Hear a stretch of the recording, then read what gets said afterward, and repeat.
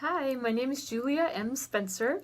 I'm a real estate advisor, investor, and your number one source for real estate advice online. Thanks for having checked out my YouTube channel here. Before you leave, make sure you subscribe at my website. It's at the bottom of this video. And welcome here to, I actually really enjoy reading your comments and suggestions and things, and welcome to my fluffy video of the day, because I want to talk just about that. I want to talk about some of the things that I've learned being a YouTuber, a YouTube influencer, I guess I was called the other day. I'm like, wow, I'm an influencer, I love it. Anyways, I wanted to share with you some of the things that I've learned about being on YouTube. So one thing I have learned is that when you start putting videos out there on YouTube, what will happen first is pretty much nothing. In order to get noticed on YouTube, social media, or anywhere place else, you kind of have to be constantly on top of it. I've had a lot of difficulties with this because I have several other lives that I run concurrently. I have run several businesses. I invest in tax and foreclosures. I also publish ebooks, but I'm also a full-time mom. And the fact that I have my kids all the time, and their dad is not really present, so it's pretty much just me all the time. And in terms of scheduling yourself to do YouTube videos or anything else, it's very difficult. And trying to stay on top of comments and live videos, a lot of times I don't look or feel to be in the camera enough. And at least you don't want to see me that way. And it becomes very time challenging to stay on top of it. You kind of have to get into the groove and keep moving that same groove over and over again. And in the fact that I really actually have to sometimes just force myself to sit down and think and write things and be productive, be creative, force myself to be creative for a certain amount of time per week, per day, so I can get some of the things out before they go out of my mind again some other place. So, but here's what I've learned once people actually started noticing me on YouTube. People will, especially if you have a topic that's kind of dear to people's hearts, and in my case, of course, tax sale foreclosures turned out to be this huge thing that everybody's interested in. And I've done a lot of other things. I did videos on how to be a landlord, how to do construction work, and I'm not a construction worker. I'm actually talking to my construction people and getting information from them. And I've done videos on reverse mortgages. I've done videos on I guess there's timeshares and things like that. Things I'm not really an expert in, or was never an expert in, but I just ended up researching it because you guys have asked me about it. And sometimes I'm not really well knowledgeable about these topics, but I kind of share the research that I found and kind of comment on it from my own 2 cents worth. And what I found is that people will, if you hit their sweet spot there, they will hate you or they will absolutely love you. There's a few people that are kind of in between, but you will get some serious haters on there. And it took me a long time to kind of realize that when people are unleashing their hate on me on YouTube, that it's not a personal thing.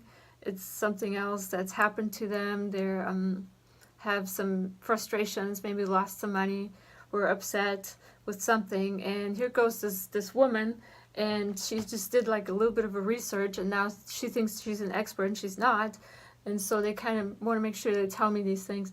But there's a lot of haters out there, and there's a lot of lovers out there that really recognize you, and I appreciate you all that give me good feedback. It really, really, really makes my day. I mean, I live for that stuff.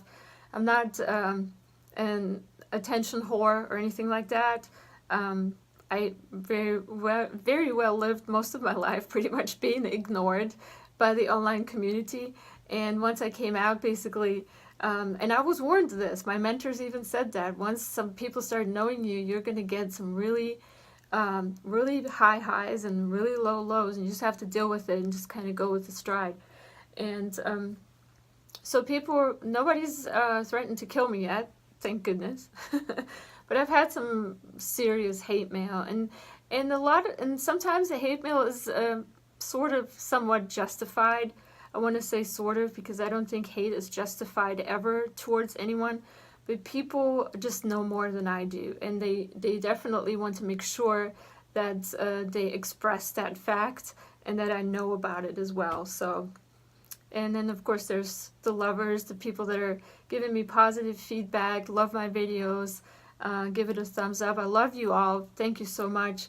And feel free to share too if there's something that's useful. I don't need to the personal recognition, even though it's nice. I do appreciate the recognition of the work that I do and the research that I do.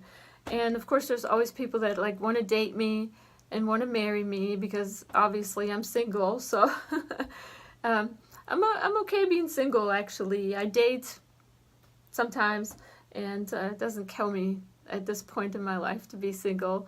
But you'll get all the attention. I mean, you really get the attention spectrum, the entire attention spectrum of the kind of attention that you're gonna get. So you're gonna have to kind of grow a tough skin to deal with it one way or the other. So if you're on YouTube and you kind of feel down and depressed, don't read YouTube comments that day. Do it another day, and yeah, don't restrain your creativity by what other people have to say about you or anything like that.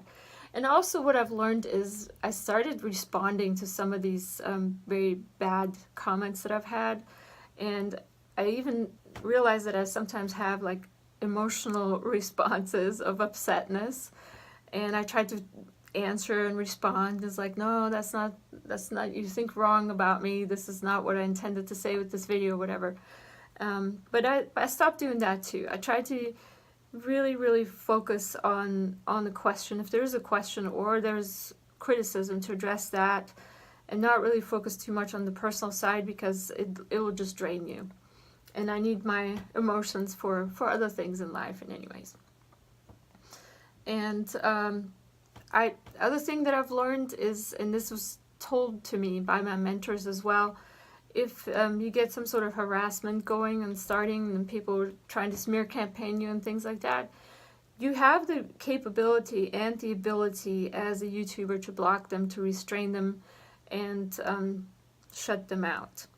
And since you have that, don't be afraid to use it as well. So anyways, that's my 2 cents of what I've learned of being a YouTuber. I can probably think of a lot more things, and I'll make more videos about this, but this is my fluffy video of the day from my kids' closet, because it's quiet here. And I love making videos, bringing them to you.